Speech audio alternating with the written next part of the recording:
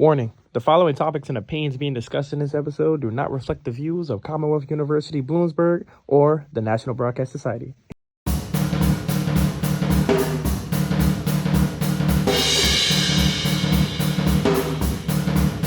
All right, welcome back, people. Welcome back to the NotSoLive podcast. I'm here with my lovely guest, Dr. Richard Ganal. Yippee! You want to give a little bit about yourself, That's the first time, well, a couple things there, Christian. First time I've been referred to as the lovely. Oh, you're going to be referred to by a lot. I got a couple of descriptions from students about you. Oh, really? Okay, I'm anxious to hear those, yeah. Yeah, so give them a little bit about yourself. Well, boy, where do I start? When you talked about age, I've been here probably, I've got most seniority, I guess, in our department on the journalism media side. Yeah. Been here 32 years, and they've all been great years. I've loved them. But prior to that, I was in media entrepreneurialism. My brother and I in Missouri, where I'm from. Newspaper management, ownership. We bought and sold and merged, did a lot of consulting work. And then the Great Depression hit.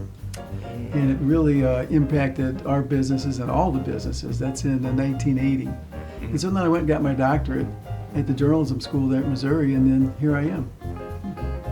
Great. There's a lot in the middle there, but that's kind of a quick synopsis. How'd you get into the media industry? That's a good question, because I started college, wanted to be an attorney, and it just didn't fit.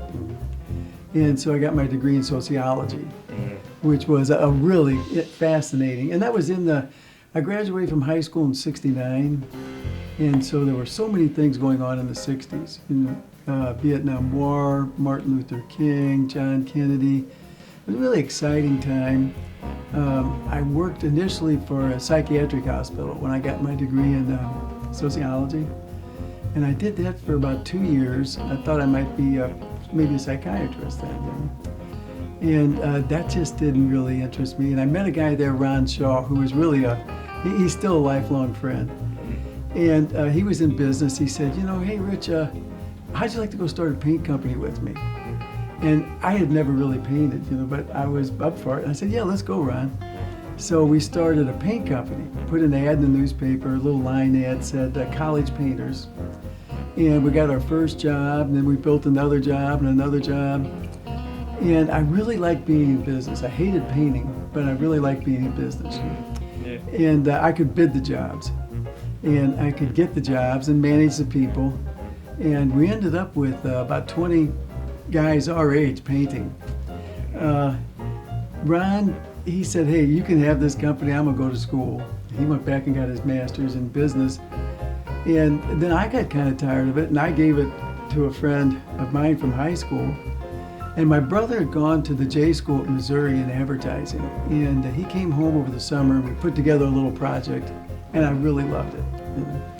So I said, I'm gonna go back to school. And I went and got another bachelor's, and then from that bachelor's, I got into the newspaper business, and just, it was fascinating. Yeah. Great. You should actually hear how I describe you. So we was you remember you walked by when I was doing the podcast, I was doing one of my episodes, you walked by and you waved. I was talking about you. I was I describe you as the Mr. Monopoly of the media world. I'm he's business, he's all business. He'll open up a business or start a business with a friend, and then he's moving on to another business, and he's going to get a bachelor's in Missouri. Back in school, he's a professor. He's just doing a lot. Well, thanks a lot, Christian. It's not that I can't, I was just on the phone with my brother just before we came in here, and with 14 months difference. And so it was nice to have a partner like that. We shared apartments. I met my wife at the journalism school in Missouri. She was a daily newspaper reporter for Korea, South Korea newspaper. And it was about talking to my brother. We shared apartments and checkbooks until we were about 35 years old. We both got married late. And Danny was telling me, one of our older friends who was in the newspaper business, when our name come up, he said, yeah, I always thought of you guys as being unemployable, because we were always sort of doing something different, Yeah. But So you said she was from South Korea, right? Yes, Okay. So you ever been to South Korea? yeah, I did an internship or sabbatical there, How was and that?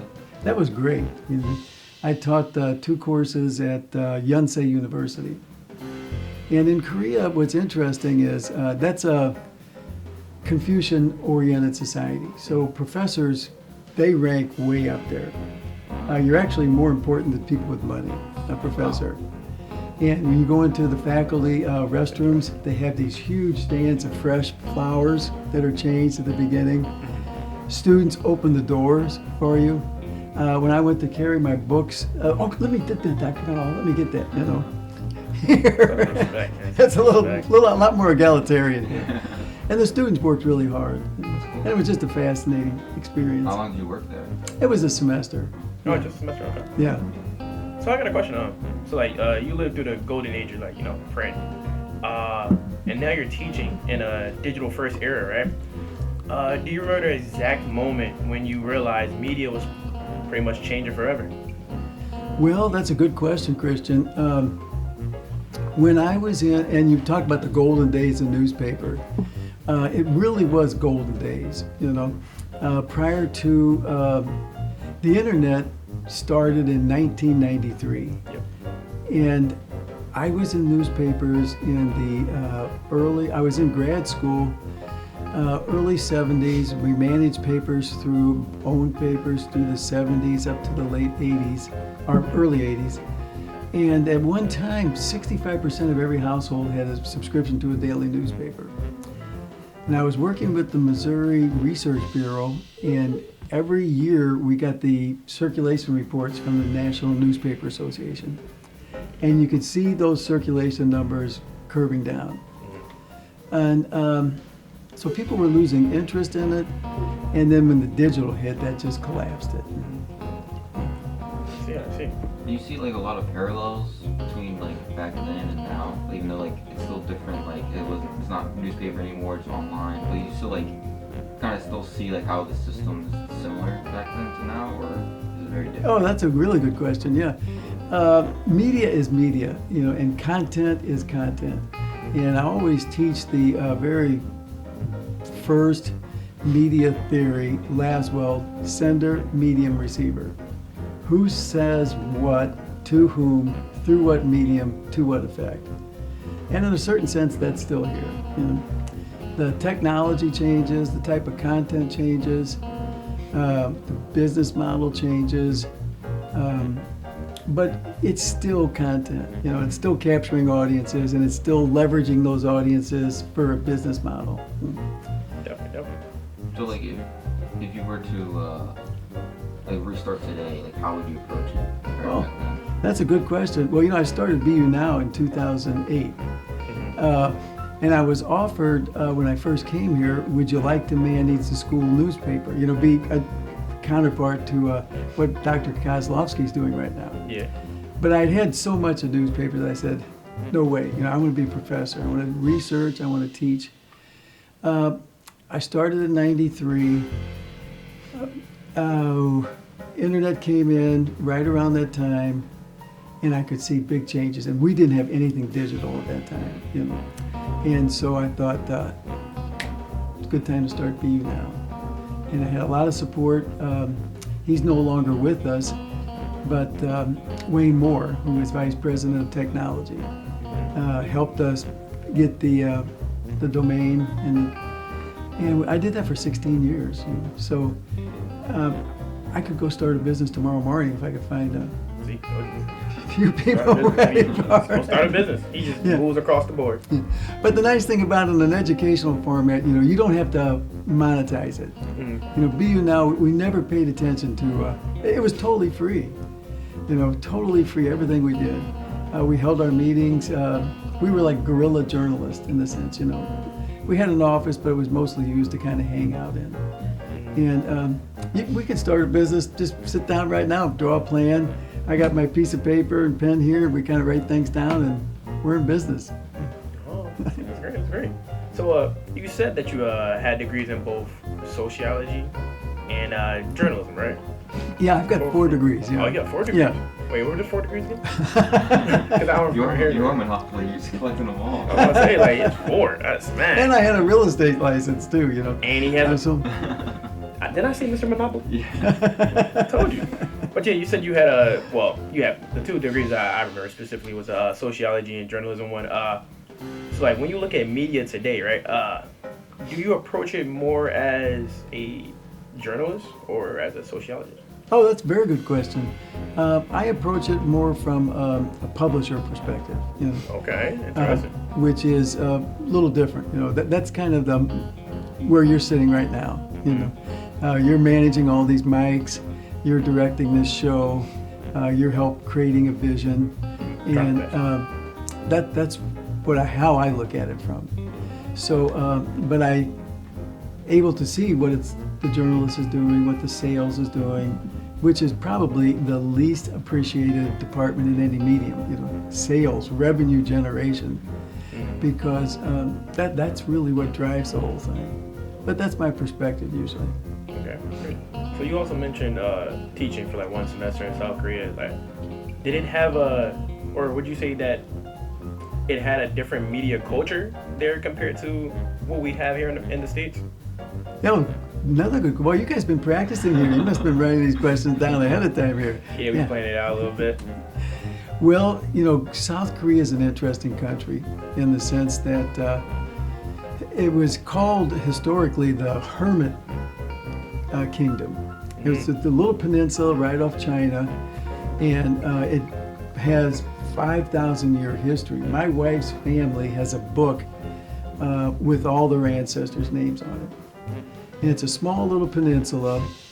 Right now it's got about 60 million people, and they have to be really careful about interbreeding. And so they really keep track of who they had married before. Wow. So like that. And it's this Confucian-oriented society, so a lot of emphasis on education. Then it was invaded by Japan in 1905. Yeah. The Japanese occupation went from 1905 to 1945, the end of World War II. And they just really bled the country. Then we had the Korean War, where China came into Korea, America went in and battled China back up, divided the country. So at the end of the Korean War, it was devastated. But they had this tradition of education and entrepreneurialism, and they really built themselves up. And they're great modelers. And they were real good friends with the Missouri Journalism School. So my advisor was Korean. We probably had 300 to 600 Korean students at Missouri. Oh. And they have a fiercely independent newspaper system. Okay. And they had at the time, and I think still do, probably a lot faster and more responsive digital system.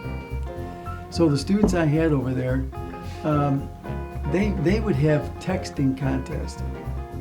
They'd hold their phone underneath, and then as the professor, you know, I'd say a sentence, you know, like whatever. And then they would have a contest as to who could text that sentence the quickest without looking at their keyboard. And so it was a little different, you know, technologically. That sounds fun. That sounds Yeah. very fun. So you do know how to speak Korean? Jokum, which means a little bit. A little bit. Yeah. So you learned I'm guessing you learned from your wife and from a little bit of your time being there. Was there like a language barrier somewhat? Oh, yeah. Yeah. A lot of them know English, but it was a big barrier. I can tell you a funny story about that. We have a daughter who, she's 27, not much older than you guys. And she studied Korean, she knows it. And one time we were going on vacation, and my wife was in this conversation, real animated, you know, with somebody on Korean, you know, another Korean woman.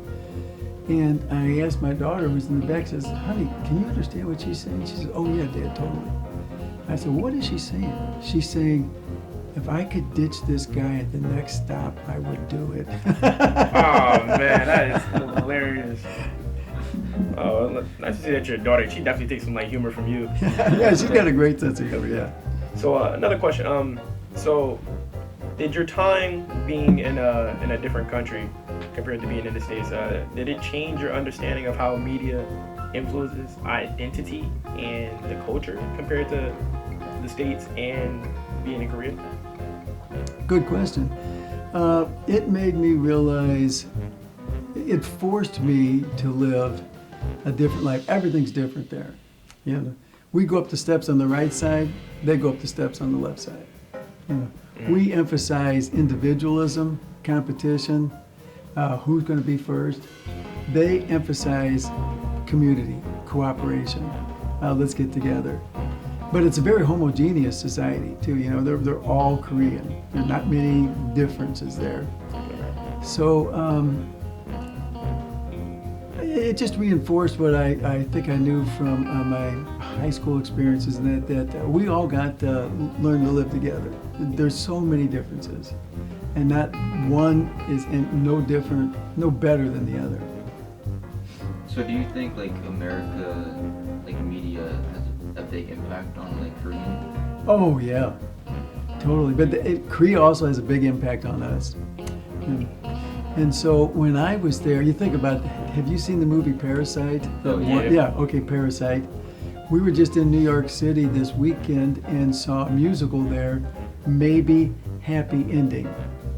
And it was written by a Korean and American guy too. And it's all set in Korea about this love. It's a comedy romance musical. It won Tony Awards. So Korea, you think about what's the music group, the boy group that's so BTS. BTS, yeah. You think about Korean dramas. Yeah, on the new movie that just came out, K-pop Demon Slayer, that yeah. all the kids are loving right now. Yeah. Yeah. And what's interesting, when I was over there, I was going to a number of conferences, and I met this one man, and he was some position in economic development. I said, well, how'd you all get started? You know, because Korea was totally devastated by the war. There was no, Japan had pulled all the gold out. They had 40 years of forcing people to speak Japanese. Then the war, they had no resources. I said, how did you get started?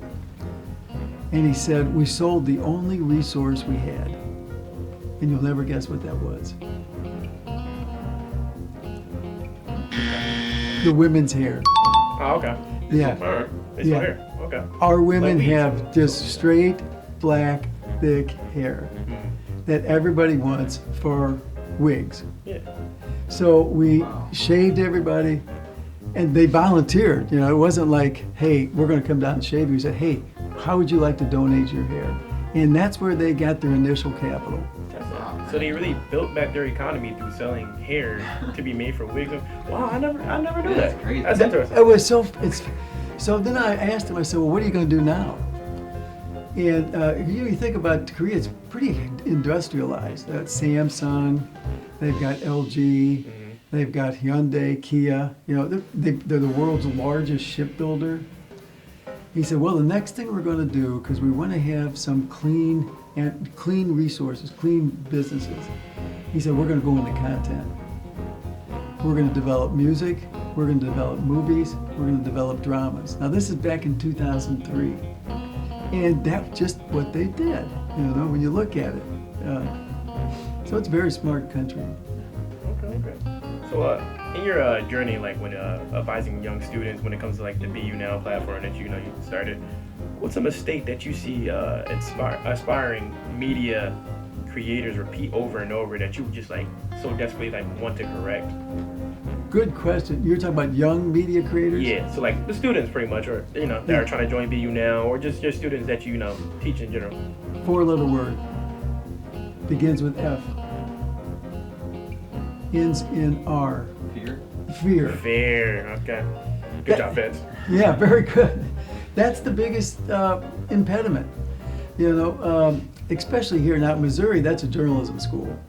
That's the world's first journalism school, and it brings people from all over the world, very competitive. And so you get kids there that are hungry.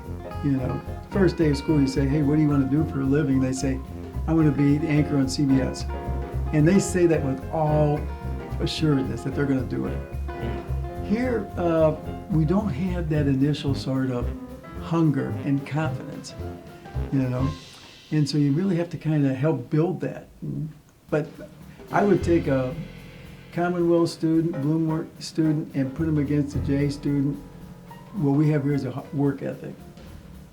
But that's the biggest. Just like fear, like yourself not working. Like, Just lack of confidence, yeah. Yeah. And so that's what we were always. And it was a whole new medium. When we started, nobody had any idea what are we going to do here, you know. There wasn't this sense of Facebook was just getting started. New York Times was. Nobody had any real idea what it was going to become. A lot of experimentation. What problems did you run into when you were starting the BU? BU Now. BU Now. Yeah, BU Now. Here, I'm going to hold that up. BU Now. Oh, you got the merch. Is there any way we could acquire the merch? You can plug that in somewhere. Anywhere what? Where can we acquire the BU Now merch? Oh, we don't have any merch anymore. I used to. Oh, we're gonna fix that. I can keep talking. This is a lot more intimate this way, isn't it? Yeah, with the lights on. Yeah, and I can even. There we go. Okay, good. Christian knows. He knows this equipment better than anybody on this campus. I got a feeling. Yeah. We used to have a lot of merch, you know. So I've got some things in my office that I'll make sure you two guys get what I have left, some of it. You know, but it's I don't know if they're producing any new merch or now. Oh, so we get limited edition. Yeah, you can. Hey, you're the ones that get it. I'm fine with that. Hey. But so after everything you accomplished, you know what I'm saying? Because you have big accomplishments, a lot of accomplishments. You got 4 degrees, man. That's time. That takes time. So what is one belief that you held early in your career that you may had to get rid of later down the line? The sense of failure. You know, the sense of failure. It was really, and I've had a lot of failures. You know, I've had a lot of failures. And just accepting that. The very first time, I always had this sense that I was raised, you know, we didn't have much at all. But I always had this, there was a sense of optimism. Hey, you can do what you want. You know, you work hard, you can get there. And then the first time I, you know, major failure was really a big learning experience. How did you learn to deal with failure? Yeah, that's a hard, especially if you haven't, you know, had to deal with it before. And so that was the biggest lesson I think I've learned. Did you just have to keep failing and you just got used to it? Yeah, I said, hey, this feels horrible. Maybe I should go do this more often, you know, and get used to it. I mean, it's like jumping in a cold pool. You just eventually just get used to the pool, I guess. Well, you start talking to other people who have failed, you know, because you kind of, you meet people who share similar circumstances. And you realize that, hey, this sense of failure, it's endemic to life. You know, everybody, for every success, there's half a dozen or more failures. And then you kind of just work through that. You know, my mom was a great inspiration. Had my brother as a partner, but it first time around, and then it gets easier, you know? And then you make less mistakes too. You know? Well, we're going to move on to a whole different topic. Yeah. You ever heard of the website Rate My Professor? Yeah, totally. All right. Do you know since you heard of it, do you know your rating on Rate My Professor? I don't know my rating right now, but you know I have looked at it on not a regular basis, but you know when I'm sitting and have nothing to do, and I think I haven't looked at that thing in a couple of years, I'll go back and look at it. Yeah. Well, I'm pretty sure you've probably seen it, obviously. It goes from, it's like out of 5, right? So your rating is a 4.1 out of 5. That's pretty high. How do you feel about that? I'm proud of it, you know. I'm proud of that.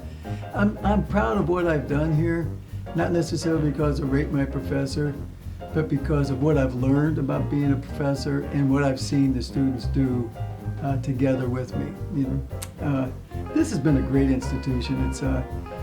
It's really allowed a lot of experimentation. I started BU Now. I started the American Advertising Federation, which we don't have anymore, but we used to compete in the AAF contest in New York City. I started PRSSA. I started the Korean Student Association. I've been chair at one time. I was elected on all the academic committees, promotion, tenure, sabbatical. So I'm getting kind of lost talking about these things. But where do we start on this, Christian? Oh, I was just saying that you're a 4.1 out of 5. Yeah, You so got I'm proud of what I've 89%, done. One ticket again. Yeah, and I'm proud of the relationships I have with students. You know? Mm-hmm. Yeah. That's what a lot of the students who are on Read My Professor, that's what they said. They're just like proud to be around you. So out of those, the rating distribution, because I know you like distributions. You know, you love his research and mass comms. You know, I'm taking that class right now actually. And he's doing really well. Yeah. So out of there, you know, you have 37 out of, I think it is 50, 37 out of 50. Have rated you a 5 all around. Awesome. So oh, wow. That's a good thing. Yeah. That's a very high, statistic right there. Another thing, I just wanted to talk about the student descriptions that they have of you. One description from a student was, he is one of the nicest guys I've ever met. Oh, wow, that's nice. Yeah. We got another one that says he's passionate about PR. He tends to go off on a tangent, but in his lectures, they tend to be fun. One person said he's seriously the best. Another person says he cares about all of his students. Another person said you were funny and down to earth. How do you feel hearing these students' descriptions about you? Oh, I feel humble, humble, because it's not easy. There's obviously a generation gap here, I mean, there's a couple years difference between you and I. And we've had tons of different experiences. So I feel really humbled in a lot of ways, that they feel that. That's generally who I am. I'm pretty much out there. I am what I am. I don't think, I think if I were to describe myself, I'd say I'm as authentic as I can be without being just completely, you got to keep a few things, that are behind the veil, so to speak, but I feel really good about that. Humble. That's great to hear. And I would say like the tangent comment. I think it is important just going off on a tangent sometimes, just because then I remember the class and remember the material around it. So I think it's like fun whenever there's like something slightly off topic or related to the topic that's like in the real world or connected to like the generation now. That's a good point, and everything is interconnected at some level. You can take a particular point and you can connect that to a lot of other points. I'll tell you an interesting story. I ran into, I found this student that was, she graduated the year our daughter was born, so that was 1998. And she had transferred here, so we were together for 2 years. And I looked she was my advisee, did an intern. She had some things going on in her family and in my family that we were able to kind of work through. She was a really strong student, very just enthusiastic. And so we ran into each other again. And so we had lunch together just 2 or 3 weeks ago. And she was telling me how much this and that. And I said, well, let me ask you this, do you remember one thing I said in class? And she says, oh, Dr. Ganal, you're putting me on the spot now. She says, no, honestly, I don't. She said, but what I do remember is that we had a good time and you were genuine. And I kind of learned, it's almost my DNA now. And I thought, well, I can't remember what my best professors said. A few things I do. So those things kind of get, but they just kind of become part of you somehow. Yo, these stories are very interesting, and they're definitely gonna for all the students that watch it, they're definitely gonna take something from that. That's amazing. Well, I got a little game for you before we cut it off. You know what I'm saying? Yeah, sure. Short. Do you know what Mandela effects are? No. Glad to explain it. This is a generation gap here. There's a lot of things I don't know, Christian. Yeah, it's pretty much like a theory. So pretty much what I'm gonna describe it for the viewers too. The Mandela effect is a phenomenon where a large group of people share the same false memory about a past event, detail, or image that differs from what actually is in reality. Yeah. So what I'm going to do now, we're gonna play a little game, right? I have 4 questions, 4 somewhat media-based questions, right? That majority of people think happened, but actually did not. Okay. Well, actually, let me just give a little history about how the Mandela effect even started in the first place. It started from, well, I was in the name, Mandela. It started from Nelson Mandela. How majority of people in the world got his death wrong. So most people thought he died like in a prison cell. One was like 1987, I think. In that neighborhood. Yeah, somewhere. But he actually didn't. He actually died like 12 years later. But for some reason, a lot of people remember him dying in the prison cell. But that's not what happened. So pretty much that's what Nelson Mandela effects are, pretty much. So I'm going to ask you 4 questions, and let's see if you get them right. Oh, are you ready? All right. Wait, am I playing too? You good? Okay. Can I use my Your phone? Siri? Tell me what happened. No, I'm Nah, gonna come on, that'd be cheating. Come on now. But let's see if you remember. You know what I'm saying? Let's put that memory to the test. All right, so we're gonna start with Looney Tunes. I'm pretty sure you watch Looney Tunes growing up, right? Definitely. All right, so here's a Looney Tunes question. Okay. All right. Looney Tunes. Is it spelled Looney Tunes as in Tunes or Looney Tunes as in Toons, as they say in cartoons? As I remember, it's Toons. Yeah. Oh, Yeah. I'll be wrong.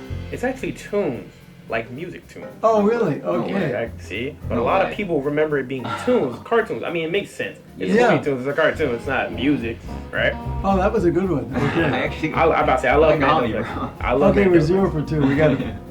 But don't worry, we got 3 more questions. Monopoly.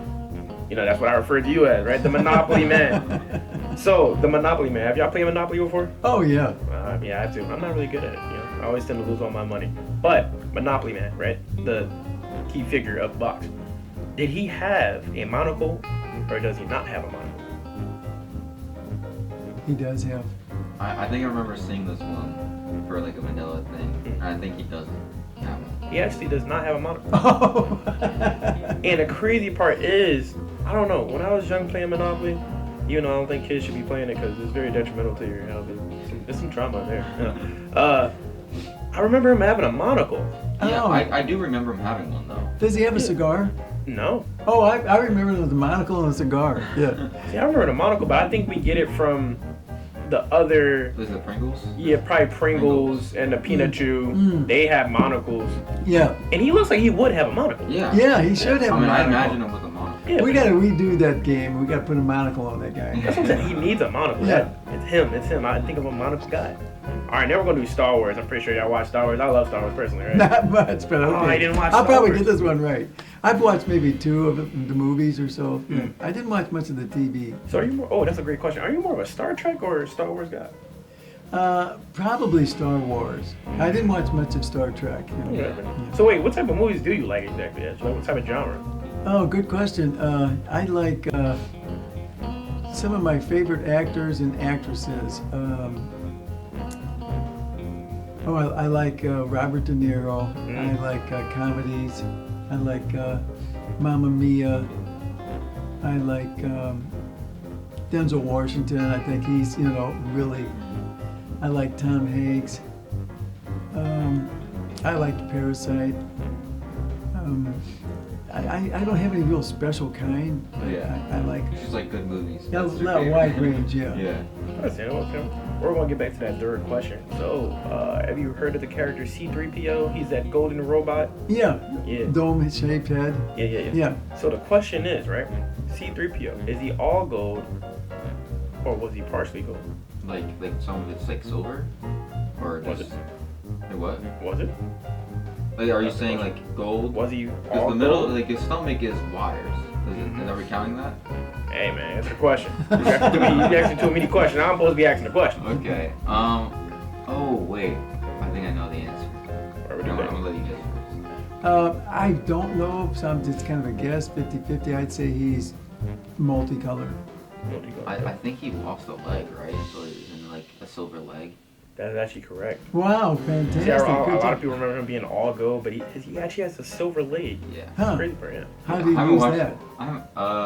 I think it was in the 5th episode of the 5th movie. I don't remember. I haven't watched it in so long. I don't Huh. remember that. I mean, I watch Star Wars all the time. I love Star Wars. Have you watched all of them? Yeah, I'm a fanatic. How many are there? Well, isn't there like 6? Well, it depends. We talking about the- Like there's 9, but then there's Solo. I'm about to say you have the Rogue prequel and you have the sequel, so all together it's like it's There's probably like around 10. Wow. Yeah, 9, 10, Mhm. yeah. I also watch the shows too. Man, I love Star Wars, man. Star Wars is such an expansive universe. Well, what studio has it now? Is it Disney? Disney. Or? Yeah. Disney? Yeah, they have Disney. Yeah. And so if we're not going to include the 3 new films that came out in the past couple of years, which I don't include them because I don't really like them. I'm pretty sure like the whole community doesn't really like the new 3 new movies that they made Disney. But you know, I mean, I like what it is. You like them? I like the 7th one. Oh, wow. You guys got it down by the numbers. Yeah. How about what's your second favorite movie franchise?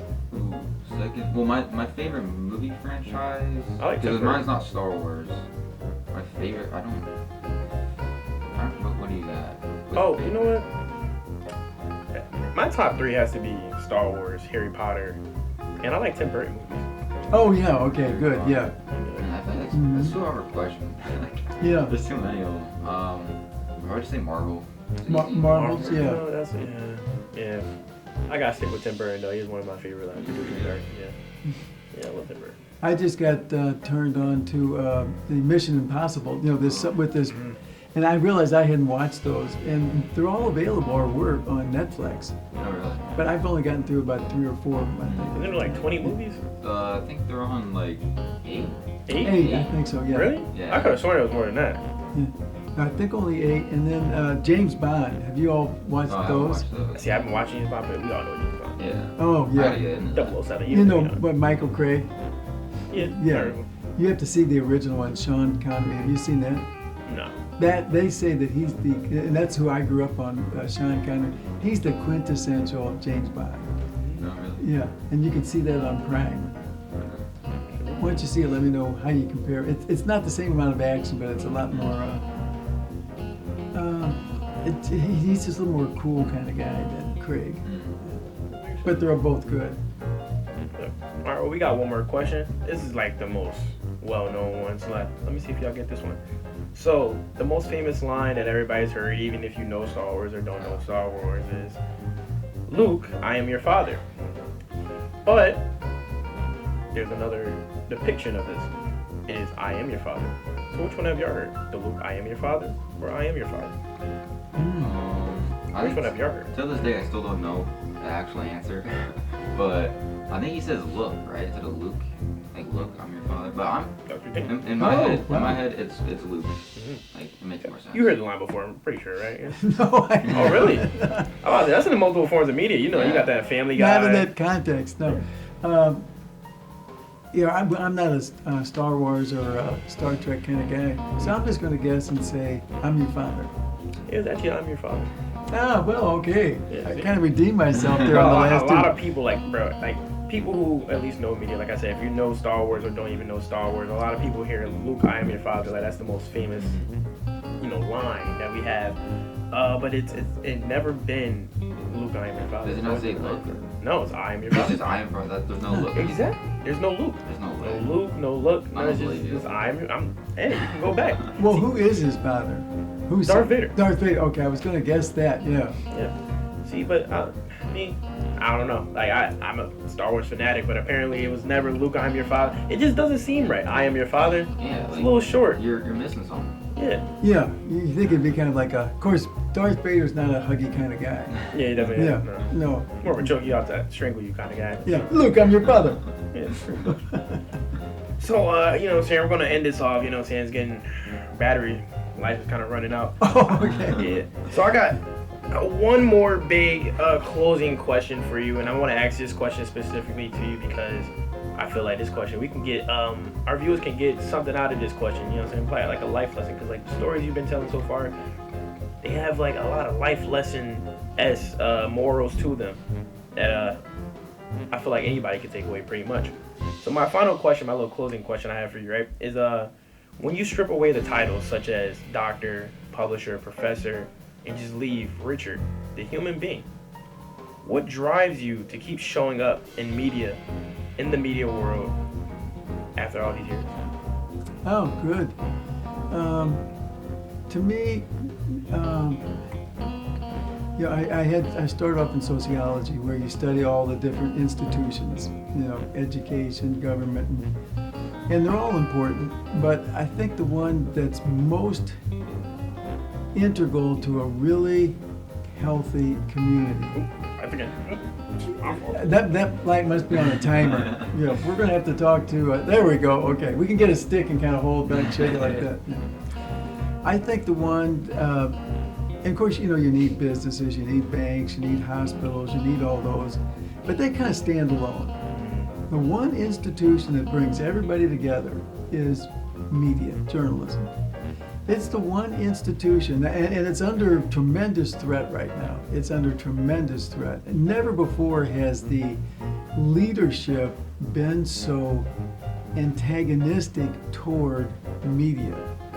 And there's a balance of power. There's a war going on, in my mind, and I think ultimately media will prevail, but it's a tough time for media. But it's the one institution that has the legal responsibility and right to ask anybody anything about anything that's going on, hold people accountable. And then it can also entertain us, it can divert us, it brings commerce together through advertising. It helps change public policies. You think about smoking, media, informed us, hey, scientists discovered smoking's bad, but media is the one that helped us persuade ourselves, let's quit. So I think media, that's really where all the action is. And I love knowing what's going on. I'm just perpetually curious about everything. And media is that one calling card. I can go in any town and say, hey, I'm a professor of journalism, or I'm a farmer, when I'm the newspaper guy. You can ask anybody anything. And you can, through our newspapers, we've put in sewer systems. One town, the very first town we bought a newspaper in, 900 population in Missouri. It was out in the woods. Historically, when they were first getting started, for entertainment, they'd stand in the middle of the town and throw rocks at each other. They'd have rock fights. That was their form of entertainment. Dodgeball, that's crazy. Yeah, that's Missouri. It's a pretty tough state, That's ever heard, yeah. And then they considered that fun, dodging these rocks and that. But they didn't have a sewer system. And so like right downtown, here was the main street, businesses, and then here were houses. They were flushing their refuse into their backyard because they could not afford some had septic tanks. Hey, through our newspaper, we brought a sewer system there. That was really one of my most proud accomplishments, in the sense of, so media, that's why I love it, because it can really affect change. So, and we all know we need to be getting better all the time as a society. So that's plus it's fun. Yeah, I think it's fun. I love it. It's really fun. The people in media, they're great. They got a high level of integrity, a high level of don't bullshit me. I can tell. They're experts in their field. It's just a wonder. It doesn't pay well for most of the folks in it, but it's just really exciting. It's you don't go there for the money. Yeah, true. Yeah, it's a 24/7 kind of calling. Yeah, I feel like the money tends to come along with your passion for being in media. That's what I like to think. Me personally, I came to school on a business as a business major, switched to media like my second semester. Oh, did you really? Yeah. Yeah, I didn't really like business, and that wasn't me. I didn't like the numbers, so I decided I wanted to do media, and I was always thinking about even though I want to do media, what is the one thing I want to get out of being involved in the media world? And my passion for media stems from the want to have people included. This is why I have a podcast, and this is why I make YouTube videos, and I make my own content, photography and videography. I do promotions for people. It's because I want to make a platform in which my business is myself, and I promote myself, and I promote my character, so that I can give a relatable person to my viewers and people who watch me, so that can feel relatable. You know what I'm saying? And have somebody that they can have an outlet that speaks for them. Because when I was growing up, you know what I'm saying, I had a lot of friends, but I felt a little lonely in a certain aspect, as a man. So I wanted to always like grow up and like help children that felt a little bit lonely in their own aspects. So I wanted to be that that voice for people who feel a little lonely. Yeah. Well, that's a wonderful vision, Christian, and I think you stick with it. If you stick with it, you will do that even more than you are now. And how old are you, can I ask? 22. Yeah, 22. I think back on when I was 22, how little I knew, and but how little I didn't care. I just kept pushing. And you've got that sense. I remember you the first time I met you in one of the classes, and you weren't this bombastic kind of guy. You were sort of a... Yeah, I was like shy then. Yeah. And but you've got that inner sort of drive. And so don't give up, don't surrender ever. Just change paths, go around it. Be water. Be water. Thank you. Yeah. Well, this was an excellent pod, you know what I'm saying? I'm glad to have you here. I'm actually glad to have had you as a professor. Glad to have been taught by you. Glad to have been able to be in your presence and be able to speak to you. And get a lot of life lessons going forward in my life. And I'm sure the people that watch this will appreciate you too. You're going to go down as a legend, in my opinion. Especially in Bluebird. You're going to go down as a legend for real. Well, Kristen, I appreciate that. I don't know how far that legend will go necessarily, but this is like lifelong. I can never do anything for you. You contact me, and vice versa. That's another thing about media. The Missouri, they always talk in the journalism field, the Missouri Mafia, the media mafia. You can go anywhere. You find a Missouri person, they're going to help take care of you. And that's what we got here. So I really appreciate being invited. When you asked me, I thought, wow, it took a lot of courage to ask you to, I think, because of the asymmetrical relationship just institutionally. Yeah. I thought, well, wow, that took a lot of courage to ask me. I'm really happy you did. Yeah. Thank you. Pleasure you being here, man. Yeah, thank you. Thank you. And nice meeting you. Yeah. It was an adventure. Well, we're going to end the podcast there. Thank you guys for watching. That's a NotSoLive podcast, episode 7. I will see you guys later. Yeah. Peace. See y'all later. Bye. Power up. All right. That was great. Yeah. Well, thanks. How long?